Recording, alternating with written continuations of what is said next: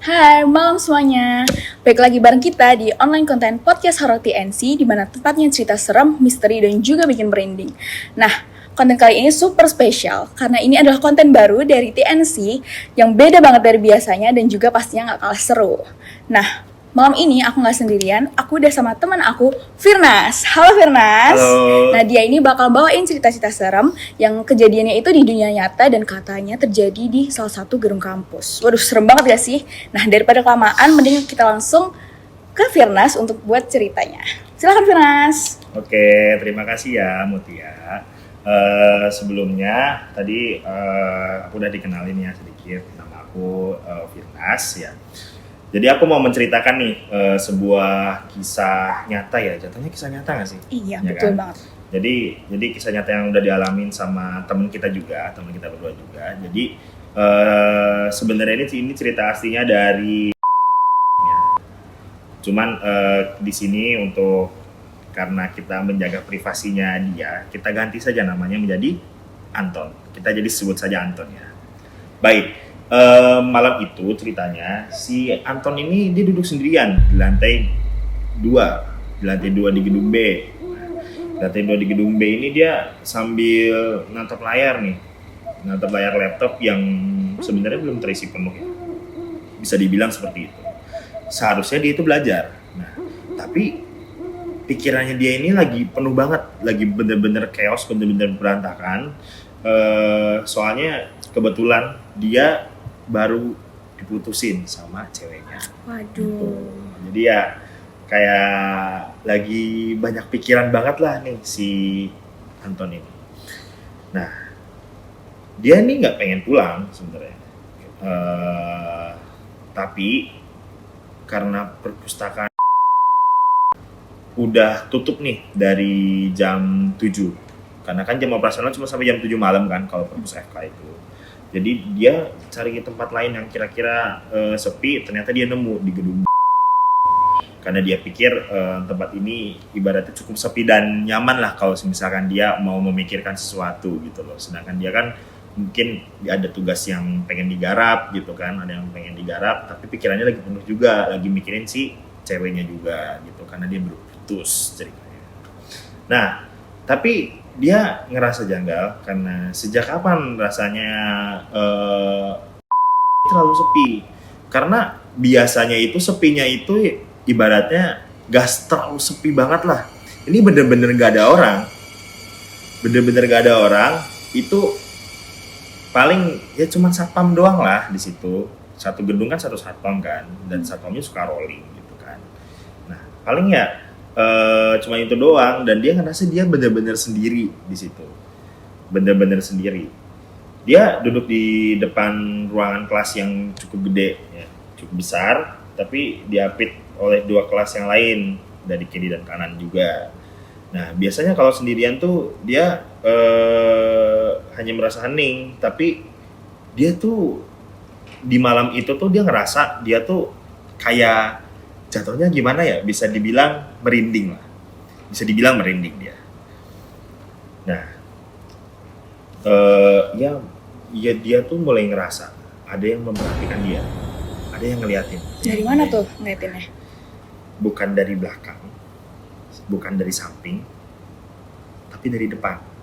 Dari depan. Dari depan. Nah, si Anton ini langsung dia ibaratnya mimik mukanya ini langsung cemas, dan dia kayak langsung nelen gitu, kayak benar-benar ketakutan gitu lah. Dia menatap lurus tuh ke layar laptopnya dia. Dia berusaha tidak melihat ke arah kelas di depannya. Tapi dia tuh kadang suka penasaran gitu kan. Nah, dia tuh ngelihat dengan posisi mata dia tuh kabur kan. Mata dia kabur, jadi pandangannya buram. Nah, dia tuh ngerasain ada sesuatu yang berdiri di balik kaca pintu kelas depan. Jadi kan kalau kelas ini kan ada kacanya kan? Ada kaca kan? Kaca yang kecil lah ukurannya lah ibaratnya. Yang panjang itu, dia lihat ada orang yang berdiri di situ. Gak bergerak. Nah, hanya menatap si Anton. Nah, Anton tuh langsung gigit bibir gitu dia. coba nenangin diri dia, dia positive thinking kalau itu tuh cuman pantulan bayangan doang.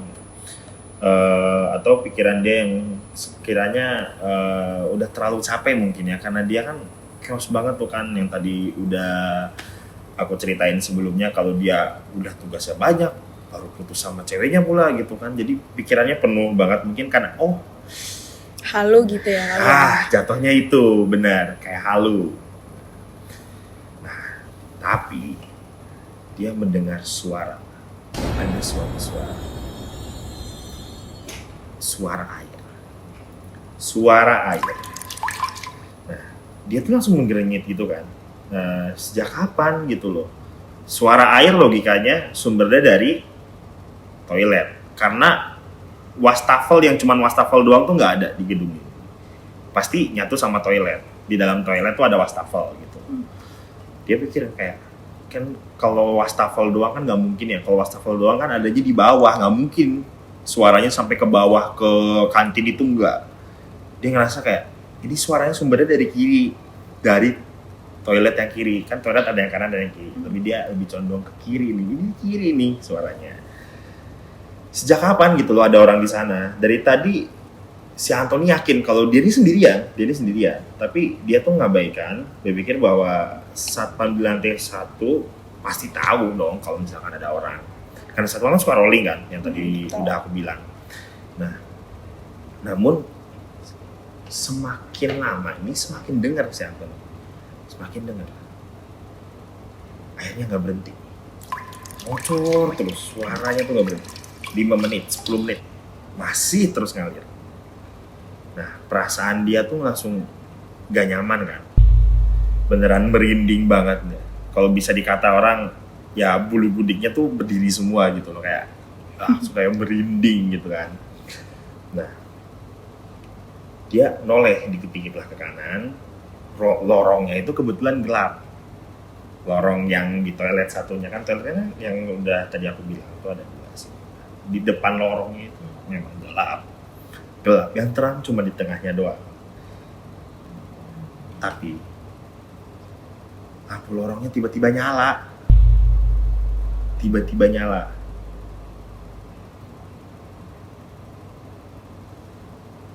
Dia nih langsung panik. Seharusnya lampu itu hanya menyala jika ada sesuatu bergerak, karena kan sistemnya otomatis. Dia sensor Itu ya. Sensor gerak. Tapi nggak ada siapa-siapa di sana. Nah, berarti lampunya nggak deteksi dong. Ada siapa tuh yang gerak, gitu kan? Nah, si Anthony nggak bisa nunggu lebih lama.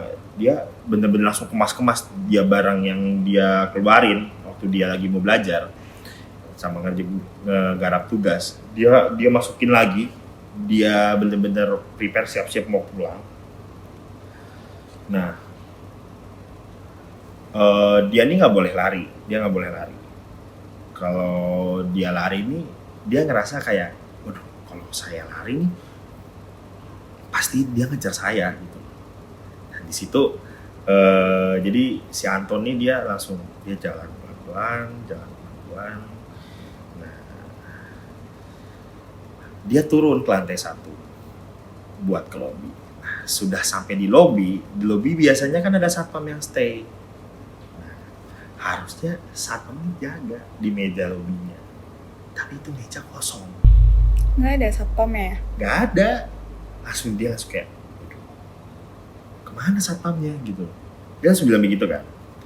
Dia langsung nengok ke arah pintu luar. Hawa malamnya tuh udah kerasa gitu. Nah, ini hawanya ini terasa lebih dingin dari biasanya. Nah, dia nih harus bener-bener cepat-cepat pulang. Nah, dia buru-buru tuh, dia ibaratnya kalau lari kan dia ketakutan. Kan dia punya feeling yang gak enak kalau lari. Jalan cepet. Nah, dia sampai tuh ke parkiran motor. Nah, dia ngelihat cuman yang kesisa di parkiran motor itu cuma 3 motor. Cuman ada 3 motor. Nah, 2 motor ini memang bukan punyanya si Anton. Nah, parkirannya sunyi, terus hanya tersisa beberapa lampu yang masih hidup tapi remang-remang. Nah, si Anton ini buka jok motor, dia masukin tas, terus dia pakai helm. Nah, dia pas dia mau nyalain mesin, dia tuh ngelihat sesuatu di kaca spion dia. Ada seseorang pria berbaju kuning, tampak berjalan, ya, kelihatan berjalan, lagi nyamperin dia pelan-pelan. Nah, si Anton ini merasa lega. Oh, baju kuning mah familiar. Satpam, ya kan? Satpam kan? Dia terus dengar suara satpam itu bicara ke dia. Mas, pulang mas. Gitu. Anton menoleh ke belakang saat hendak menjawab. Kosong.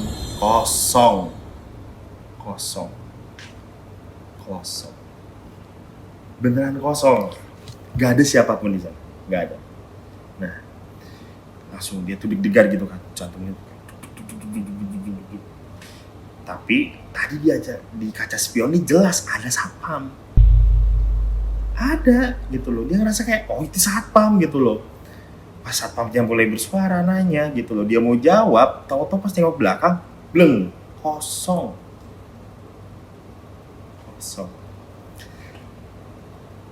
Tangannya dia gemetar. Dia oke deh, nyalain mesin motornya sekali, 2 kali, 3 kali, nggak mau nyala motornya. Nah, saat motornya Anton menyala, dia langsung gaspol, wow, langsung narik gas sekenceng mungkin. Dia beneran cari pintu keluar dari parkiran tanpa berani lihat ke belakang. Namun di kaca spion lagi-lagi dia ngelihat sesuatu. Kuning lagi? Bukan.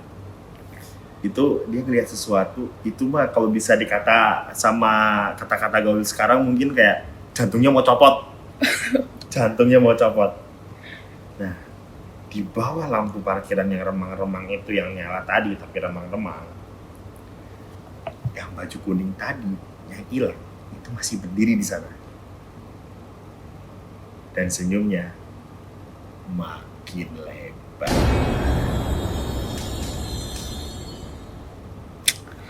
Wah, gila banget gak sih cerita yang tadi tuh? Serem banget gak sih? Soalnya kan ini kejadian di kampus ya. Itu dia. Pasti merindingnya ada banget sih. Makasih banget Mbak Firna sudah cerita yang serem banget tadi. Nah, buat kalian yang nonton podcast ini, jangan lupa buat dukung terus podcast Horor TNC biar kita bisa terus bawain cerita-cerita serem yang lainnya, dan siapa tahu cerita selanjutnya itu cerita dari kalian. Oke, sampai jumpa semuanya.